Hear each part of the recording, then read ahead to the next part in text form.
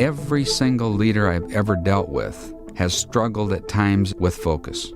They lose focus. Every president loses focus. The difference between great leaders and the ones who struggle to lead are that great leaders have a way to refocus, whereas the ones who don't get out of focus and conclude, you know what, I've been out of focus for 6 months.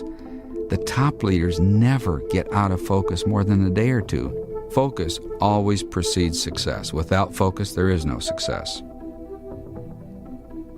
There is one very profound, pivotal concept to keeping in crystal clear focus, and that is time away. There are 3 keys to staying focused.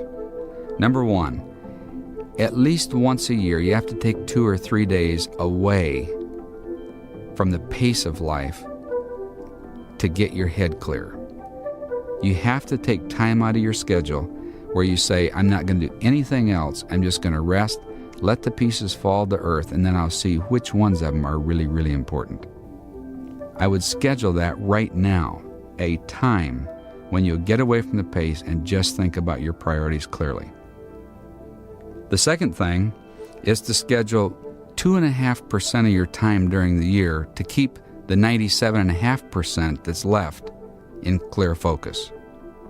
Many times in the past I've asked people, does it make sense to you that if you'd take 2.5% of your time to focus the 97.5%, that the 97.5% would be more productive than 100% without focus? Everyone says yes.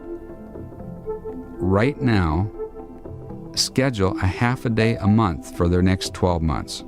Don't ever get so busy that you don't take a half a day a month aside to say, today I'm going to look at my priorities for the year, the big picture for the year, and make sure I'm on track. Thirdly, spend 60% of your time doing one thing.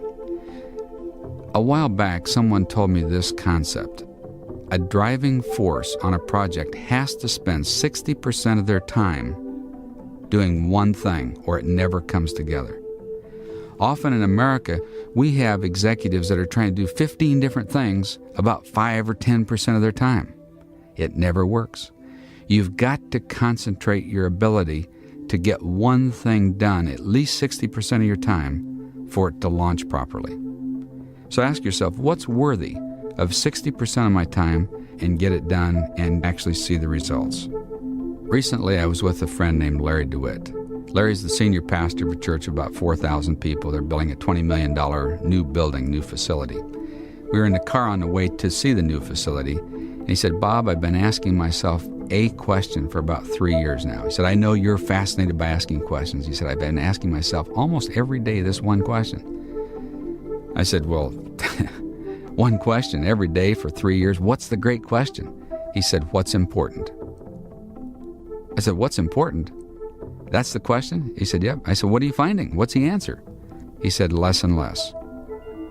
Less and less is important. Fewer and fewer things. What I used to think was important isn't. So what it's important to do on those times away is to say, there are 1,000 things I could do, but what are the few things I cannot not do? What are the things I have to focus on? Ask yourself on that day or 2 or 3 days away, ask yourself on that half a day a month, what's really important? And how can I make sure I get that done?